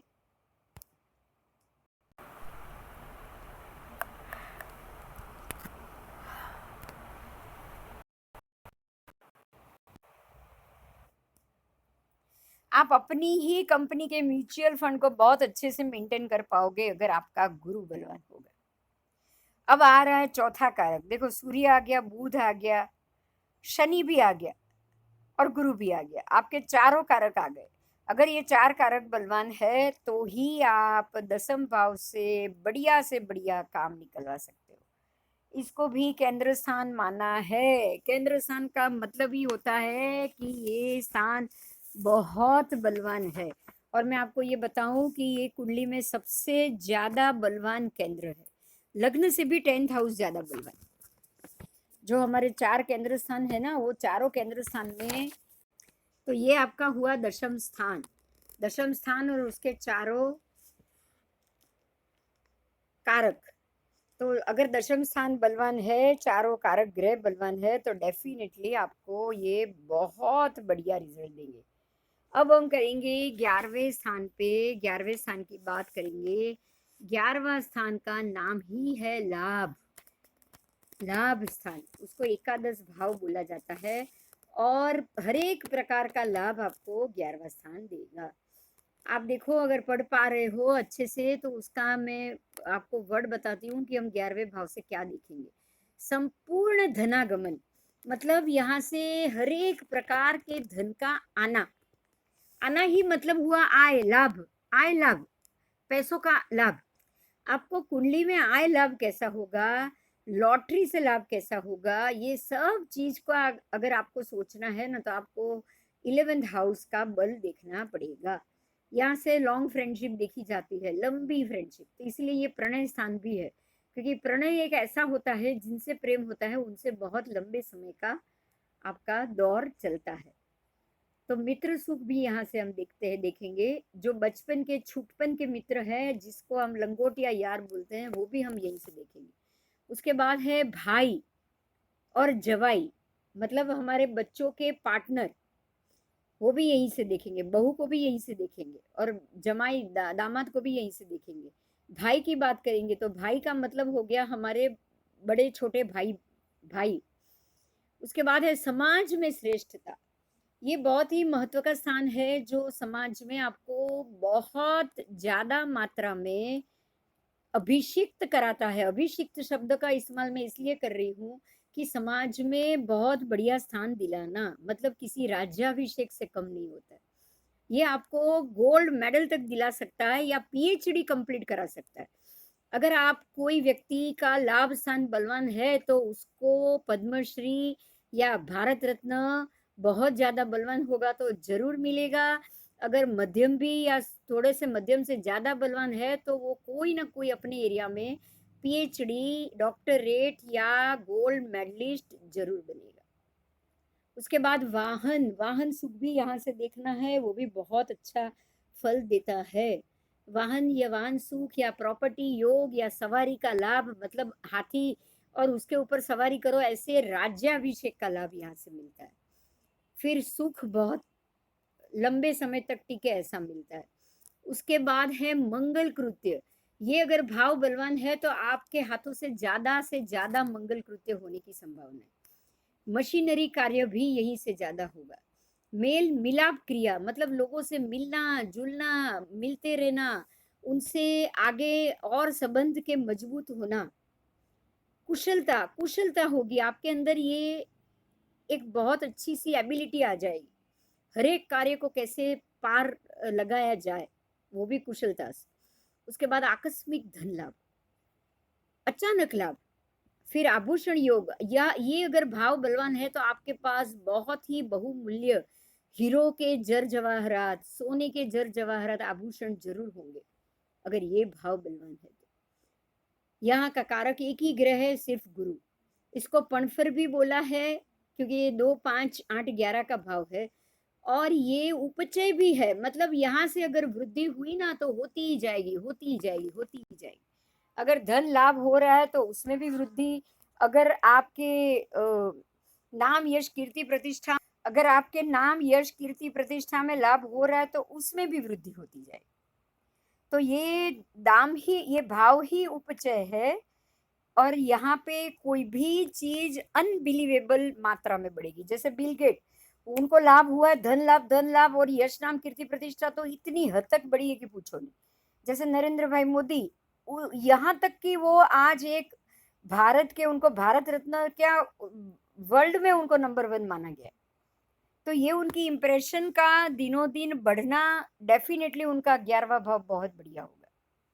इस चीज को हम जब कुंडली या आगे जैसे जैसे कुंडली में सीखेंगे तब इसको समझेंगे कि ये भाव का सबसे ज्यादा महत्व, ये अगर भाव बलवान है तो आपको क्या क्या फल दे सकता है। ठीक है, तो ये 11वां भाव था, गुरु से रिलेटेड था, गुरु उसका कारक था, और गुरु से जो जो भी भाव हमारे बलवान और कारक ग्रह में आते हैं तो आपको समझना है कि वो आपको फैमिली और फाइनेंशियल 100% बढ़िया से बढ़िया लाभ देंगे ही देंगे। ये आपका एकादश भाव हो गया। अब लास्ट भाव पे आएंगे। मैं चाहती हूँ कि आज 11 बजे तक आपके 12 भाव कंप्लीट हो जाए। 12वां भाव है, उसका नाम ही व्यय है, व्यय स्थान, मतलब खर्चे का स्थान। कुंडली में अंतिम भाव है, यहाँ से आपके नेत्र देखे जाएंगे, वाम नेत्र, उसके बाद मतलब लेफ्ट आई, उसके बाद दूर यात्रा का विचार, अगर घर से दूर जाना है, दूर यात्रा का मतलब है आपको घर से बहुत दूर लेके जाना, फॉरेन जाना। उसके बाद है व्यसन, मतलब हर प्रकार का व्यसन, आपको दुराचरण से बचने के लिए, ये अगर भाव अगर उल्टा पड़ गया ना तो आपको बचना मुश्किल हो जाएगा। हर एक प्रकार का दुराचरण ये भाव देता है। उसके बाद है कारावास। कारावास का मतलब है कि कोई भी प्रकार की जेलवास। दंड, दंड का मतलब भी वही है कि बस आप सजा भुगतो, लंबे समय तक जेल, या फिर लंबे समय की बीमारी, आप कमरे से बाहर ही ना निकलो, आप हॉस्पिटल से बाहर ही ना निकलो। उसके बाद दंड, हर एक प्रकार का आपको फाइनेंशियल या फिजिकल दंड। उसके बाद आता है गुप्त शत्रु, हिडन शत्रु, आपसे, आपके सामने ही नहीं आएंगे और पीछे से वार करते रहेंगे, आपको पता भी नहीं चलेगा कि ये शत्रु कहाँ से। आपके, हो सकता है आपके घर से, अपने अपनों के बीच में से भी हो, लेकिन आपके दिमाग में ये बात ही नहीं आएगी कि ये शत्रु मेरा इतना नजदीकी है। उसके बाद है अपव्यय। अपव्यय का मतलब है खर्चा। खर्चा बेपना होगा, कहाँ होगा, कैसे होगा, वो आपको समझ में भी नहीं आएगा। फिर मुकदमा, कोर्ट कचेरी, या फिर लंबा खर्चा, हॉस्पिटल का खर्चा, बीमारी या बेड रिडन उसका खर्चा। उसके बाद है शत्रुत्व। शत्रुत्व, लोगों से दुश्मनी, खास करके लोगों से क्या, अपनों से दुश्मनी। ये भाव आपकी बेडरूम लाइफ बताता है। अगर ये भाव डैमेज देना शुरू कर देगा ना तो आपकी अपनी बेडरूम लाइफ बिगड़ जाएगी। ये जो शत्रु है ना वो आपके अपने ही पार्टनर, पति या पत्नी आपके शत्रु बन जाएंगे। आपको पता होगा बहुत सी ऐसे कपल होते हैं जिनके अंदर अंदर से लड़ाई ही बंद नहीं होती। एक ही घर में रहते हैं, एक ही कमरे में रहते हैं, लेकिन एक दूसरे का मुंह तक नहीं देखते। तो ये जो बेडरूम लाइफ का बिगड़ना और शत्रुत्व का खड़ा होना, और वो भी अपनों से ही, तो ये आपका 12वां भाव बिगड़ने का कारण होता है। उसके बाद है द्रव्य हानि। द्रव्य हानि से मतलब है हर एक प्रकार का नुकसान, अपयश, नाम खराब होना, अपनों में बिगड़ना, बाहर में बिगड़ना। उसके बाद है ये स्थान विदेश यात्रा का स्थान है। यहाँ से आप अपने गांव, अपने घर में, अपने शहर में कम रहोगे, ज्यादा घूमना हो सकता है।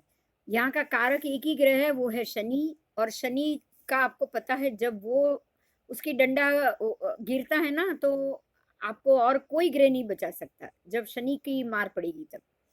इस ये खड्डे के स्थान होते हैं। 3, 6, 11 को खड्डे का स्थान नहीं बोला जाता है। 3, 6, 11 त्रिक हुए। त्रिक, त्रिक शब्द को याद रखो। त्रिक, 3, 6, 11 त्रिक। मैं फिर से बोल रही हूँ, 3, 6, 10 और 11 ये 4 उपचय है। 3, 6, 10 और 11 ये 4 उपचय है। उपचय संज्ञा का मतलब है वो दिनों दिन उसमें बढ़त होनी या दिनों दिन अचानक घटत हो जाना। ये अचानक होता है, वो अचानक बढ़ जाएगा, अचानक घट जाएगा। बराबर 3, 6, 11 3 है त्रिक स्थान। 3, 6, 11 त्रिक स्थान है। और उपचय स्थान मैंने आपको बता दिया। केंद्र स्थान है 1, 4, 7, 10। 1, 4, 7, 10 केंद्र स्थान है और वो सबसे ज्यादा बलवान होते हैं। ऐसे ही 6, 8, 12, ऐसे ही 6, 8 और 12 ये भी 3 ही स्थान है, लेकिन ये 3 स्थान खड्डे के स्थान माने जाते हैं। और ये स्थान अगर बलवान हो गए ना, तो आपका नुकसान ही नुकसान होगा, क्योंकि ये खड्डे के स्थान है। इसको बिल्कुल भी बलवान नहीं होना चाहिए, आपको इतना याद रखना है। बराबर। अच्छा, अब और बाकी के सारे दूसरे जो भाव हैं, जो भाव से क्या रिलेटेड बल है, वो सारा हम कल करेंगे। और भी भाव है जो बहुत महत्व के। तो उसमें सबसे बलवान भाव कौन सा है, सबसे कनिष्ठ भाव, खराब भाव कौन सा है, वो सब हम कल डिस्कस करेंगे। ओके। રાહુથી ફાયદો પણ થાય છે હા, અને ફાયદો નાની થાય, જાય છે. રાહુથી ફાયદો થાય। જો રાહુ કુંડલીમાં નબળો હોય ને, તો તમારું જ્ઞાન બહુ વધે। આઠમા સ્થાનમાં હોય તો કારણ કે જો રાહુ શું છે ખબર છે, રાહુ મારી બધી ઇન્દ્રિય છે। હું વિચારું છું, હું જોઉં છું, હું સાંભળું છું, હું બોલું છું, એ બધું રાહુ છે। રાહુ ડિઝાયર વધારે, મહત્વાકાંક્ષા વધારે। હવે મહત્વાકાંક્ષા વધી તો જ તમે કોઈ વસ્તુની પાછળ પડશો ને। મહત્વાકાંક્ષા નથી તો તમે કોઈ વસ્તુની પાછળ મહેનત નહીં કરો। ઓકે, તો પછી એટલે જે ખड्डाના સ્થાન છે ત્યાં આવા રાહુ કેતુ હોય તો एक्चुअली એ બહુ સારું ને। હા, એકચ્યુઅલી બહુ સારું। ખાડાના સ્થાન છે ને, એમાં તો જેટલા નબળા ગ્રહો એટલા વધારે સારા। ઓકે, એટલે રાહુ કેતુ એમાં આવે એટલું વધારે હા, સારું। એમાં રાહુ કેતુ બહુ સારા, બહુ સારા। કારણ કે એ નબળા થઈ જાય ને, ખાડાના સ્થાનમાં જે જાય એ નબળું થઈ જાય। બરાબર બરાબર। એટલે નબળું માણસ, ખરાબ માણસ નબળું થશે તો બહુ સારું। બરાબર બરાબર બરાબર। એટલે ખાડાના સ્થાનને આપણે આ રીતે ડિટેલથી સમજશું। એટલે તમને જો ભાવ સ્થાન ખબર પડી ગઈ ને, તો ફળાદેશ બહુ સહેલો છે। બરાબર બરાબર। બરાબર। હવે okay, good night. Okay, good night. કાલે 9:30 પાછું સાંજે। ઓકે, હા, okay, thank you madam, thank you. Okay, welcome.